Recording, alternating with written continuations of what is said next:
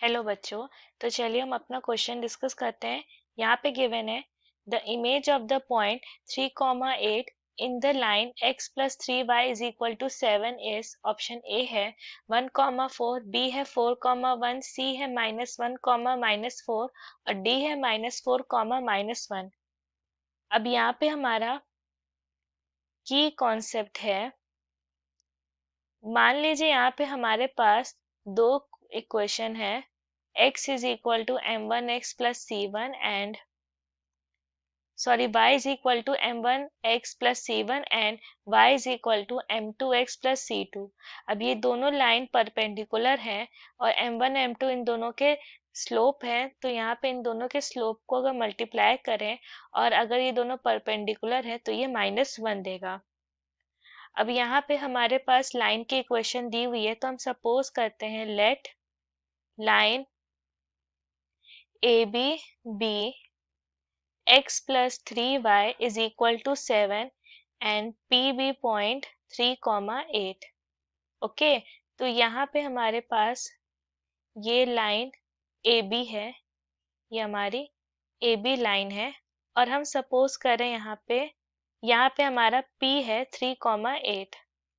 सो हम सपोज कर रहे हैं कि q यहाँ पे है q h k, यहाँ पे q h k be image of point P in line A B.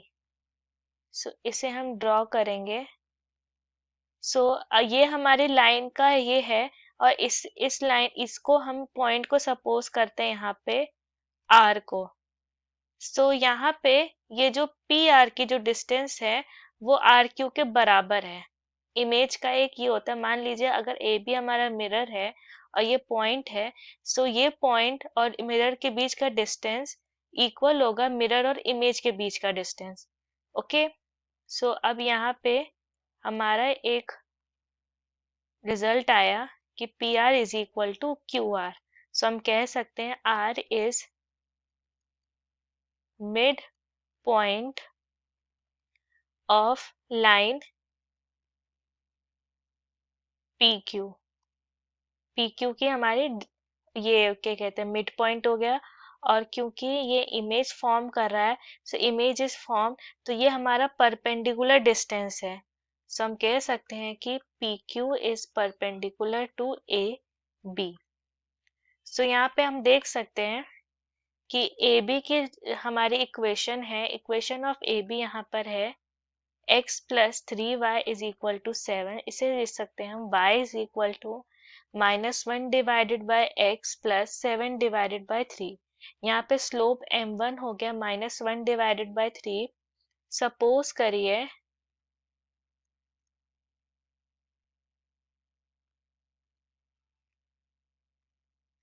Slope of P Q is m2 और क्योंकि दोनों परपेंडिकुलर है, सो m1 मल्टीप्लाइड बाय m2 यहाँ -1 होगा।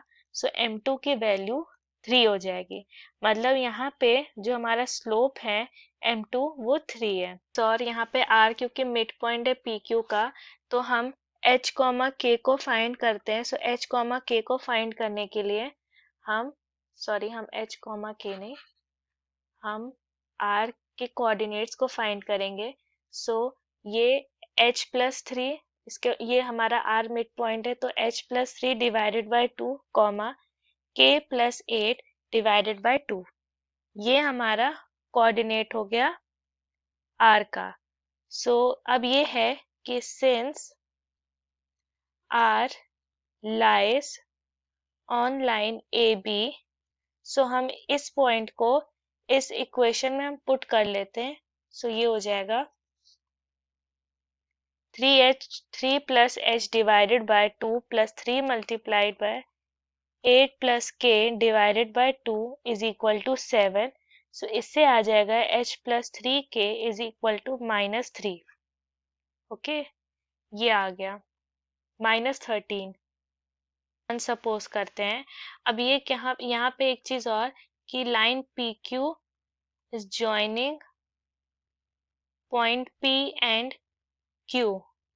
सो अगर P के पॉइंट्स को हम x1 y1 सपोज करें और Q को सपोज करें x2 y2, so slope of PQ, इसका फॉर्मूला होता है y2 minus y1 divided by x2 minus x1।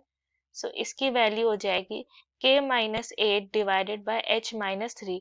लेकिन हमने यहाँ पे स्लोप ऑफ PQ हमने 3 फाइंड किया हुआ है, तो इसकी वैल्यू 3 के इक्वल हुई। तो इसे हम सिंप्लीफाई करेंगे, सो ये होगा 3h माइनस के इज इक्वल टू 1। ये हमारा इक्वेशन नंबर 2 हो गया। सो यहाँ पे एक इक्वेशन मिला, यहाँ एक दूसरा इक्वेशन मिला। इन दोनों इक्वेशन को हम सॉल्व 1 एंड 2। सो ये क्या होगा, हम इस इक्वेशन को 3 से मल्टीप्लाई करते हैं, सो ये मिलेगा हमें यहाँ पे 3 से मल्टीप्लाई करने के बाद 3h plus 9k is equal to minus 39, और ये हुआ 3h minus k is equal to 1।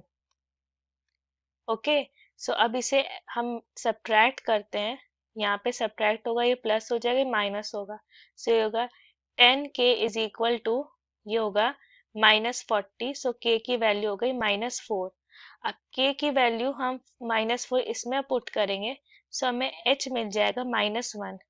सो हमारा Q के कोऑर्डिनेट्स हो गए माइनस 1 कॉमा माइनस 4। ये हमारा फाइनल आंसर हुआ, और हमारा फाइनल आंसर हमारे ऑप्शन सी से मैच करता है। सो ऑप्शन सी हमारा करेक्ट आंसर हुआ।